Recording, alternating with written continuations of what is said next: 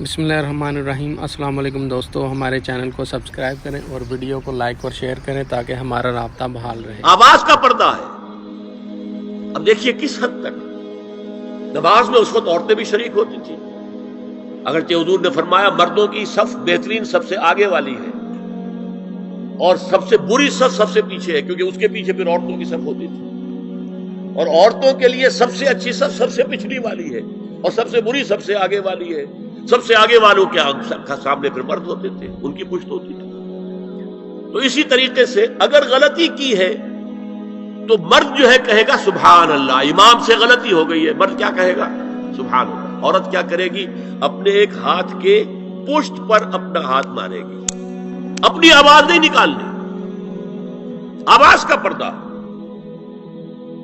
چھونے کا پردہ یہاں تک ہے کہ حضور نے کبھی کسی عورت سے ہاتھ نہیں ملایا، اور آپ جب بیعت بھی لیتے تھے تو بس زبانی الفاظ کہلوائے اور کہا ٹھیک ہے بیعت ہو گئی، یا ایک کپڑا پکڑا، اس کا ایک سرا اپنے ہاتھ میں دوسرا سرا اس خاتون کے ہاتھ میں، یا ایک تشت کے اندر پانی بھرا، اس میں ایک طرف اس نے انگلیاں ڈال لی اور ایک طرف حضور کی انگلیاں، لیکن مسافر لا اسافر النساء۔ ایک دفعہ ہوا بھی کہ بعض خواتین نے جب بیعت کی ہے تو پھر انہوں نے ہاتھ آگے بڑھایا مسافر کے لیے، حضور نے فرمایا انی لا اسافر النساء، میں عورتوں سے مسافرہ نہیں کرتا۔ اسلام میں پردے کتنے ہوئے؟ پہلا پردہ 4 دیواری، گھروں میں رہو، یہ پہلا پردہ ہے۔ جیسے ڈیفنس لائنز ہوتی ہے نا فوج کی، یہ فرسٹ ڈیفنس لائن، سیکنڈ ہے، تھرڈ ہے۔ پہلی کو عبور کر کے کوئی آ جائے تو سیکنڈ ہے، سیکنڈ سے گزرے تو نہیں۔ پہلا پردہ 4 دیواری، اس میں محرم آئے گا۔ اب دیکھیے اسی پر ہماری تہذیب استوار ہوئی، اسی پر ہمارا آرکیٹیکچر بنا۔ گھر ایسے بنے کہ مردانہ علیحدہ، زنانہ علیحدہ، چھوٹا آدمی ہے تب بھی بیٹھک علیحدہ، بیٹھک باہر سے کھلے گی اور پھر ڈیوڑی سے ہو کر پھر گھر کے اندر جائیں گے۔ مرد آئیں گے تو یہاں بیٹھیں گے، اندر نہیں جائیں گے، اندر تو صرف وہی جائیں گے جو محرم ہے، ابدی محرم۔ دوسرا پردہ ستر، گھر کے اندر جو محرم آ گئے ہیں ان کے سامنے چہرہ تو کھلے گا، باقی جسم کا کوئی حصہ بھائی بہن کا نہیں دیکھ سکتا، اور باپ بیٹی کا نہیں دیکھ سکتا، بیٹا ماں کا نہیں دیکھ سکتا۔ یہ ستر، عورت پوری کی پوری عورت ہے۔ عورت کہتی ہے چھپانے کی چیز کو، عورات النساء، عورتوں کی چھپی ہوئی چیزیں جن پر ظاہر نہیں ہوئی۔ لم یظہروا علی عورات النساء، ابھی تک ہم نے لفظ پڑھایا ابھی۔ تیسرا پردہ ہے چہرے کا پردہ، یہ ہے غیر محرموں سے، اور جب کہ گھر سے باہر نکلنا ہو اس کے لیے سورہ احزاب میں نے کہا تھا گھر سے باہر کا پردہ، چہرے کا پردہ وہ غیر محرموں سے ہے، اور گھر سے باہر نکلے گی تو غیر محرم سامنے آئیں گے۔ یا ایھا النبی قل لازواجک وبناتک ونساء المؤمنین یدنین علیہن من جلابیبہن ذلک ادنی ان یعرفن فلا یؤذین وکان اللہ غفورا رحیما۔ اے نبی صلی اللہ علیہ وسلم کہہ دیجئے اپنی بیٹیوں سے اور اپنی بیویوں سے اور مسلمانوں کی خواتین سے۔ اب دیکھیے یہ سورہ احزاب ہی میں ہو رہا ہے، شروع میں یا نساء نبی سے بات چلی، استیزان بھی صرف نبی کے گھر میں داخل نہ ہو اذن کے بغیر، آگے چل کر سورہ احزاب ہی میں عام بھی کر دیا، قل لازواجک وبناتک ونساء المؤمنین، کہہ دیجئے اپنی بیویوں سے، اپنی بیٹیوں سے اور اہل ایمان کی خواتین سے، یدنین علیہن من جلابیبہن، کہ وہ اپنے چہروں کے اوپر اپنی جلباب کو لٹکا لیا کریں،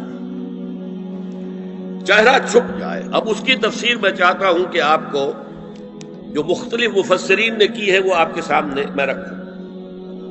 حضرت عبداللہ ابن عباس نے اس آیت کی جو وضاحت فرمائی ہے اسے حافظ ابن کثیر نے اپنی تفسیر میں اس طرح نقل کیا ہے، اللہ نے مسلمان عورتوں کو حکم دیا ہے کہ جب وہ کسی کام کے لیے گھروں سے نکلیں تو اپنی چادروں کے پلو اوپر سے ڈال کر اپنا منہ چھپا لیں اور صرف ایک آنکھ کھلی رکھیں، دونوں آنکھیں بھی غلط ہیں۔ ہمارے ہاں برقع کیوں بنا تھا؟ دیکھیے چادر میں عورت لپٹی ہوگی، اس کا ہاتھ جو ہے اس چادر کو سنبھالنے میں آکوپائی ہو جائے گا۔ برقع ضرورت کی ایجاد ہے جو ہوا ہے، اور اس کے آگے آپ کو معلوم ہے پچھلے برقعوں میں جالیاں لگی ہوتی تھی کہ نگاہوں سے بھی براہ راست سامنا نہ ہو، اور یہ میں نے اپنی آنکھوں سے دیکھا۔ انقلاب ایران کے بعد جو حاجی آئے ایران سے، ان کو جو میں نے دیکھا ہے، اس طرح چادر میں ملبوس عورتیں ہوتی تھی، لمبی سی چادر، ایک ہاتھ سے اس کو اس طرح پکڑا ہوا ہے اور صرف ایک آنکھ کھلی ہے، دوسری نہیں۔ میں نے شروع میں کہا تھا ہمارے نزدیک اسلام دین ہے، صرف مذہب نہیں۔ اسلام قرآن اور سنت دونوں پر مبنی ہے، صرف قرآن پر نہیں۔ اسی میں ایک اضافہ کیجئے اس بات کا کہ حضور نے کئی حضرات سے یہ کہا، کہیں وہ رشتہ کر رہے تھے، کہ آپ نے ایک نظر دیکھ لیا ہے۔ اب اگر یہ ایک نظر دیکھنا اس کی اتنی اہمیت ہے تو اس کا کیا مطلب ہے؟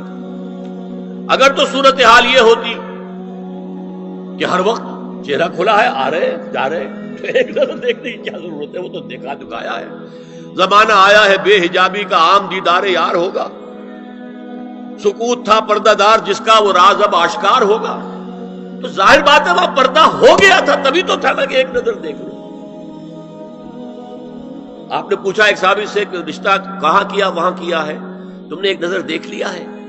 اس خاندان کی آنکھوں میں کچھ نقص ہوتا ہے، دیکھ لو، بس ایک نظر دیکھنا ہے، اس کی اجازت۔ تو یہ اجازت ہونا اس کا خود ثبوت ہے کہ عام حالات میں عورت جو ہے وہ دکھائی نہیں دیتی تھی، بلکہ وہ پردے میں رہتی تھی۔ مسلمان جدید تعلیم یافتہ دانشوروں کی منافقت، وہ کہتے ہیں یہ پردہ وردہ سب مولویوں کی ایجاد ہے۔ کبھی کہہ دیتے ہیں یہ تو ہندوستان میں راجپوتوں کا پردہ ہوتا تھا تو مسلمانوں نے یہاں یہ پردہ ایجاد کر دیا۔ میں نے دیکھا ہے عرب کی بدو خواتین کو مکے سے مدینے جاتے ہوئے نظر آتی ہے۔ ایک خاتون اونٹ کی پوری قطار لے کر جا رہی ہے، ہاتھ میں لاٹھی ہے، پورا مکمل پردہ، چہرہ چھپا ہوا، آنکھوں کے اوپر بھی کوئی انہوں نے وہ حجاب سا بنایا ہوتا ہے، خاص چھجا سا، اور ہاتھوں میں دستانے، پاؤں میں جرابیں۔ یہ کون سے راجپوتوں کا پردہ سعودی و عرب کی جو ہے ریگستانوں میں پہنچ گیا؟ بدو جب آتے ہیں اپنی عورتوں کو اسی حال میں لے کر آتے ہیں، اور ان کا یہ ہے کہ وہ احرام کا معاملہ بھی یہ ہے کہ یہاں چھجا بنا کر آگے چادر لٹکا لیتے ہیں، صرف چہرے سے مس نہ کریں بس۔ اور وہ پھر اپنی خواتین کو جب طواف کراتے ہیں تو ان کے گرد گھیرا ڈال لیتے ہیں، ہاتھ سے ہاتھ پکڑ کر، تاکہ کسی اور کے ساتھ ان کا نہ کندھا لگے اور نہ کوئی اور جسم کا حصہ بس۔ یہ پردہ وہاں کہاں سے آ گیا؟ سر سید کا واقعہ تو میں آپ کو بتا چکا ہوں۔ اب ذرا علامہ اقبال، میں منافقت اس لیے کہہ رہا ہوں کہ ایک طرف ہمارا جدید دانشور طبقہ، مولوی ملاٹے دیوبندی ہوں، فلاں ہوں، یہ ہوں وہ ہوں، یہ دقیانوسی ہے، اصل میں تو سر سید احمد خان، اور پھر علامہ اقبال۔ علامہ اقبال کا حال کیا ہے وہ سن لیجئے آپ۔